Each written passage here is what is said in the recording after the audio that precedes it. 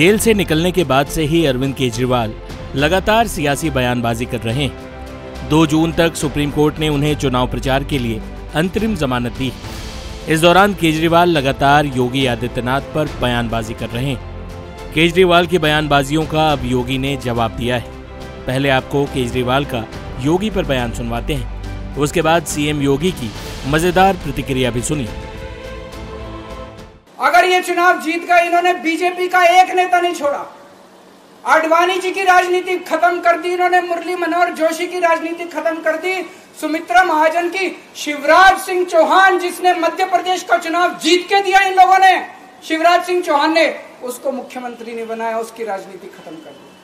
वसुंधरा राजे की राजनीति खत्म कर दी इन्होंने, खट्टर साहब की राजनीति खत्म कर दी, डॉक्टर रमन सिंह की राजनीति खत्म कर दी। अब अगला किसका नंबर है? योगी आदित्यनाथ। अगर ये चुनाव जीत गए, मेरे से लिखवा लो, 2 महीने के अंदर उत्तर प्रदेश का मुख्यमंत्री बदल देंगे।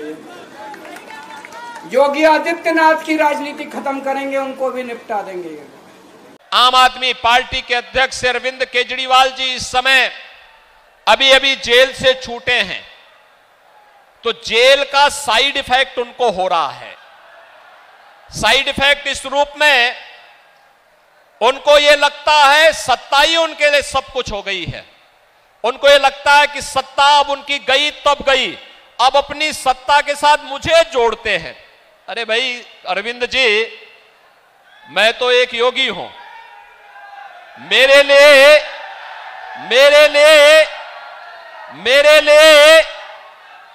लिए नेशन फर्स्ट है।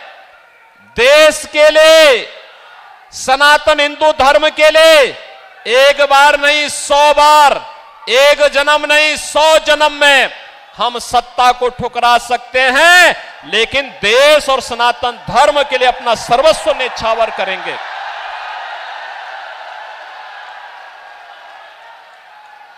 हम लोगों का जो कुछ भी है वह तो जनता जनार्दन के लिए है। हमारा कोई अगला आगे पीछे नहीं है। जो कुछ है जनता जनार्दन के लिए है। जैसे पहले थे वैसे ही आगे भी रहने वाले हैं। लेकिन आपने दिल्ली की सत्ता जिस उद्देश्य से हासिल की थी, याद करिए, आपने कांग्रेस के खिलाफ अन्ना हजारे जी के मिशन को कलंकित किया।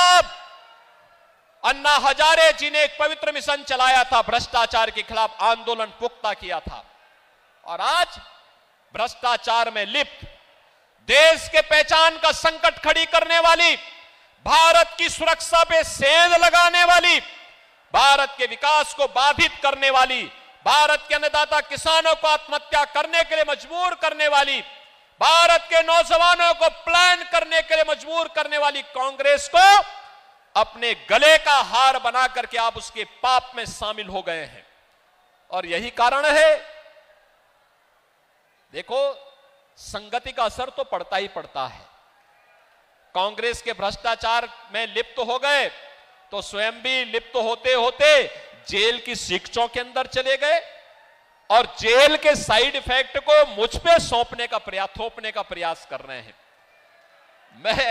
मुझ पे मत थोपिए, लेकिन एक बात मैं जरूर बोलता हूं कि दिल्ली की जनता बड़ी सुकून से थी।